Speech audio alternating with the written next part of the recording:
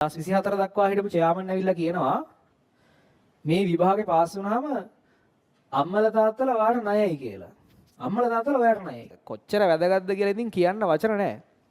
ඒ නිසා බබාලා වගේ හැසිරෙන්න එපා. කියන්නේ මේ කාලේ මේ ශිෂ්‍යත්වය නෙමෙයි O level නෙමෙයි. ෆ්‍රෙෂ් ආයි ළමයින්ට එච්චරම මොකක් හරි මොටිවේෂන් වීඩියෝ එකක් බලනවා එදාට හිතෙනවා හරි මං වැඩේ කරනවා කියලා ඊළඟ වෙලාවේ ආයිත් සාමාන්‍ය ගුණාම තමයි. 97ක් නෙමෙයි. මේ ලෝකේ සතුටින් අර නිකන් අර ෆයිනෑන්ෂල් ෆ්‍රීඩම් තියාගෙන ඉන්න මිනිස්සු 100%යිනේ.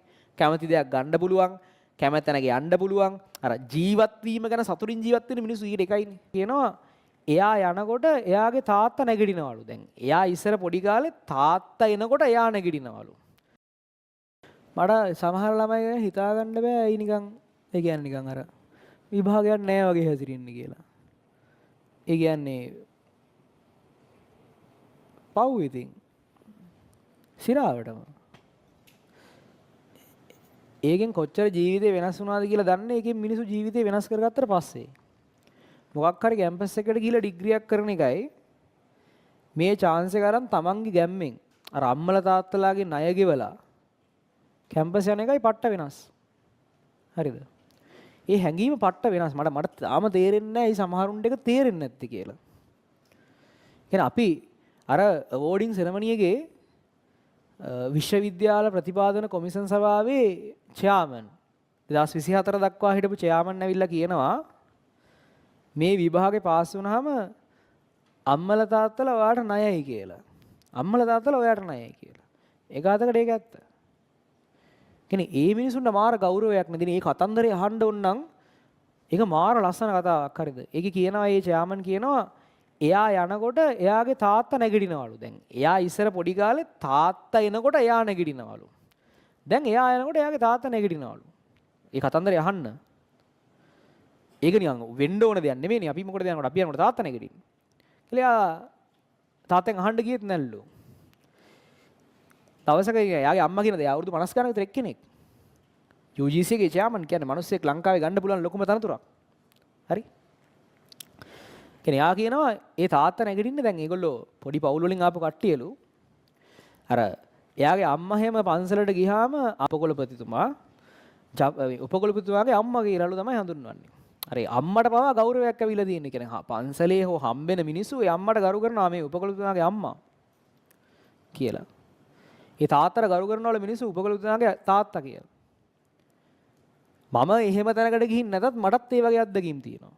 ඒ කියන්නේ සමහර වෙලාවට අපේ අම්මට තාත්තට සාමාන්‍ය වරප්‍රසාද වලට වඩා වැඩි වරප්‍රසාද සමහර තැන්වල හම්බෙලා තියෙනවා අනුරාධගේ අම්මා හින්දා.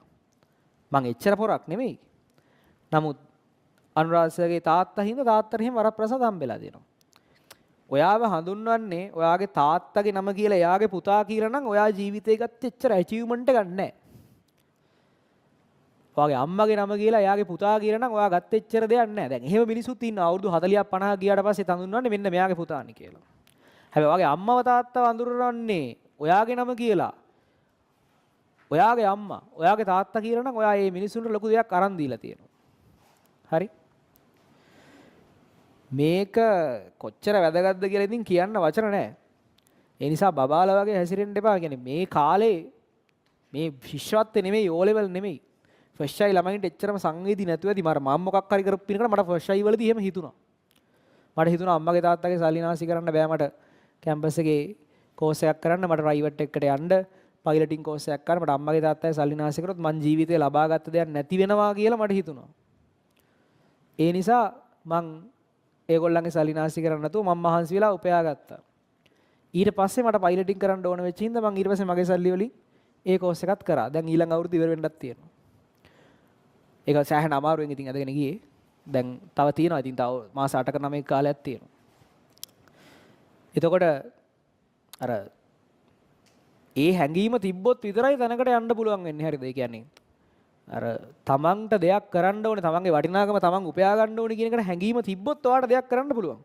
හැබැයි මේ හැඟීම නොදැනෙනකන් දෙයක් කරන්න හරි අමාරුයි. කමන්නේ ඔන්න ඔය එහෙම මිනිස්සුත් ඉන්නවා. කමන්නේ ඔන්න ඔය අම්මලා වියදම් කරයි. ඔය මොකක් හරි කරලා දෙයි වාහනයක් අරන් දෙයි මට. එහෙම වුණොත් ඉන්නවා. හරිද? එහෙම වුණොත් මම දැකලා දිනා ඕන තරම්. නමුත් අර ඒක අර අම්මලා තාත්තලාට ගෙනියන්න පුළුවන් තැනට ආව ගෙනහිල්ලා ප්ලේස් කරාට පස්සේ එච්චරම තමයි.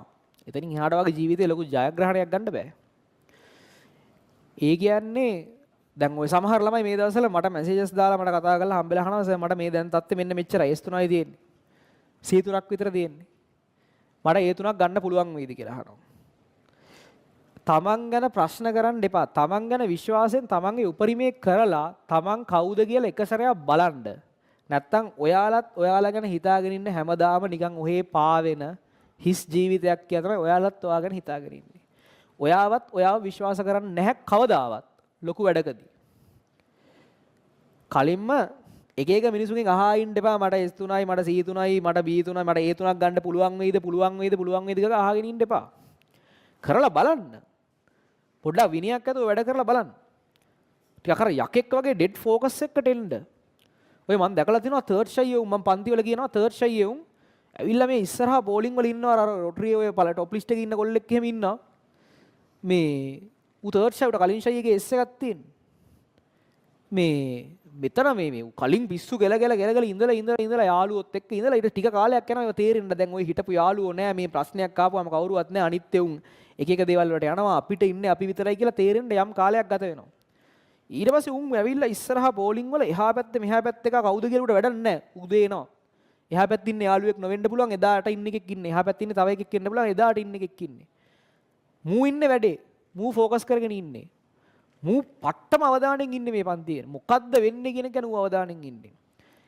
එහෙම අවබෝධයකට එහෙම අර ඩීප් අවබෝධයකට ජීවිතේ එන්න මොකක් හරි කෙලවීමක් වෙන්න ඕනේ.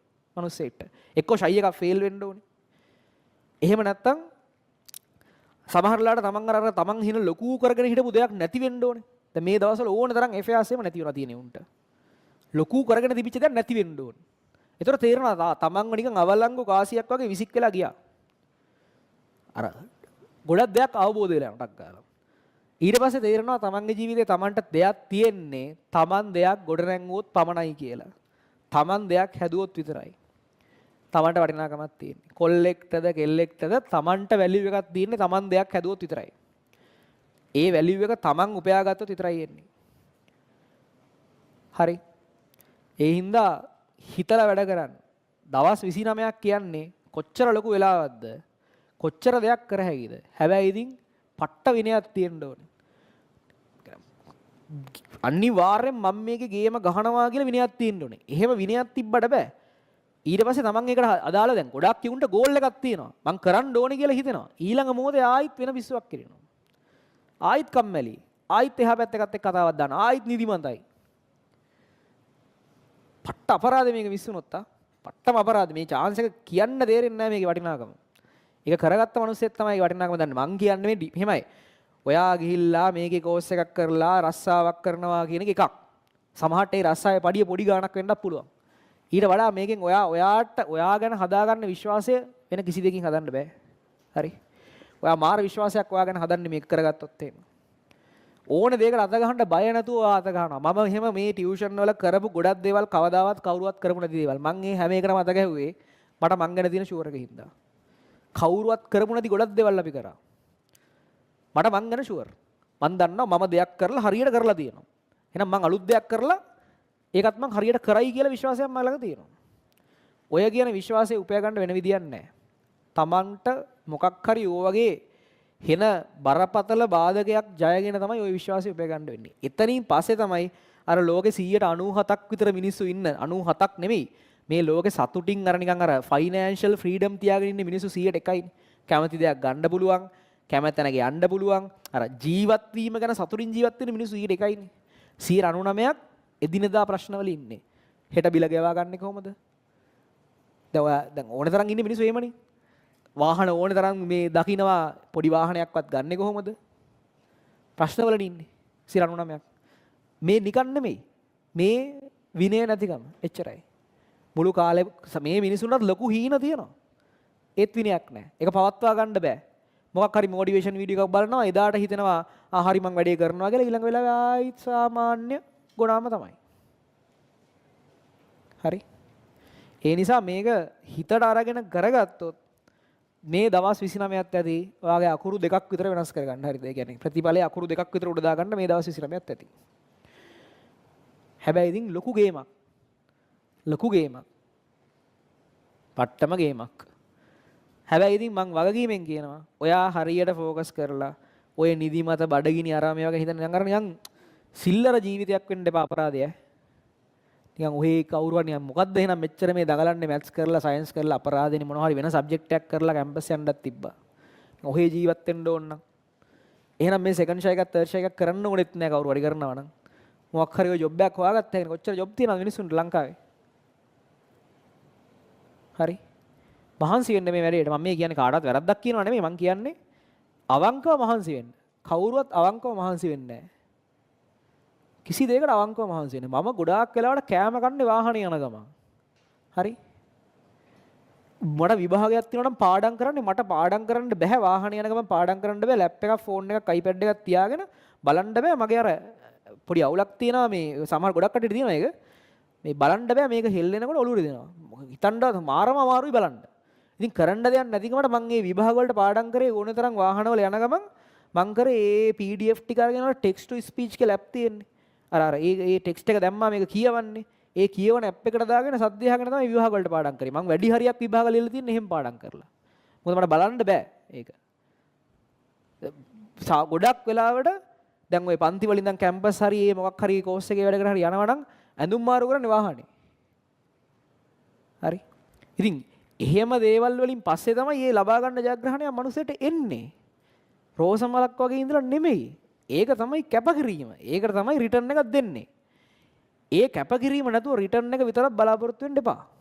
කැපකිරීම තිබ්බොත් රිටර්න් එක හම්බෙයි. කැපකිරීම නැතුව රිටර්න් එක විතරක් බොරුවට බලාගෙන මේ මට මෙහෙම වෙන්න පුළුවන් වුණොත් හොඳයි. මට මෙහෙම වාහනයක් ගන්න පුළුවන් වුණොත් හොඳයි. මෙහෙම ජීවිතයක් ගෙවන්න පුළුවන් වුණොත් හොඳයි. වැඩක් නැහැ වෙන්නේ නැහැ ඉතින්. එහෙම වෙන්නේ නැහැ. හරි? එහෙම වෙන්නේ නැහැ ඉතින්.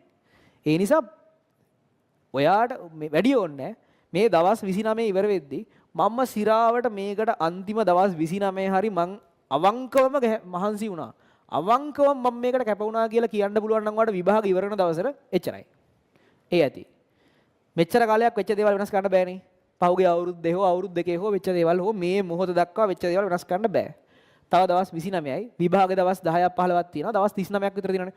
ඔය ටික ඉවර වෙලා කෙමිස්ට්‍රි පේපරේ හරි ICT පේපර ලියලා ගෙදර යද්දී හරි මම මගේ අන්තිම මාසේ උපරිම ගේම දුන්නා. ආයි මට වෙන කරන්න දෙයක් තිබුණේ නැහැ. උපරිම කරා කියලා කියන්න පුළුවන් ගන්නට හැදුනොත් හිත එච්චරයි. හැබැයි ඒනකොටත් හිතුනොත් එහෙම අපරාධේ මට තව ටිකක් මේ අන්තිම මාසේ කරන්න තිබ්බ කියලා එහෙම වෙන්න බෑ. මහන්සි වෙන්න මේකට. හරි?